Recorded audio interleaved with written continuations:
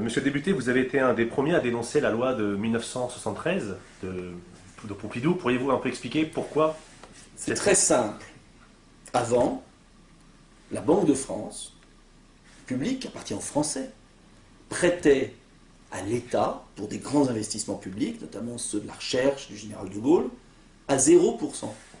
Ce qui fait que l'État remboursait à la banque, mais ne payait pas d'intérêt. Et puis en 1973, on a décidé que la France ne pouvait plus se prêter à elle-même, et qu'il fallait passer par des intermédiaires, les banques privées.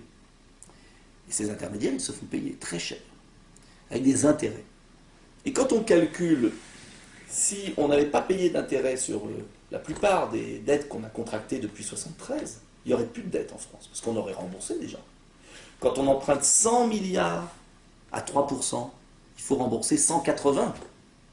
Et on entre dans un phénomène d'usure organisé par les banques privées, qui gagnent leur argent comme ça. Et donc ce que je dis, c'est que la loi de 73, qui a été sacralisée par l'euro, coûte cher au pays, aux contribuables.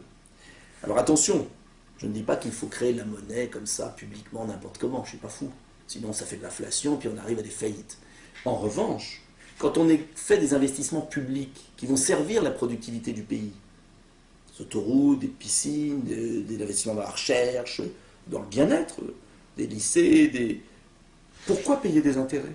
Pourquoi nourrir des banques privées? C'est absurde. D'ailleurs, beaucoup de pays ne se privent pas de ne pas le faire. Et nous, la France, on est tombé sous la coupe des banquiers. Ces banquiers sont en train de tuer l'économie réelle. Les artisans, les commerçants, ceux qui innovent, les chercheurs, ils ont besoin d'argent des banques. Mais cet argent est joué sur les casinos de la finance.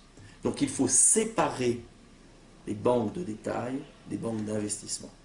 Et il faut retrouver le privilège de création monétaire pour la Banque de France, publique, au nom des Français.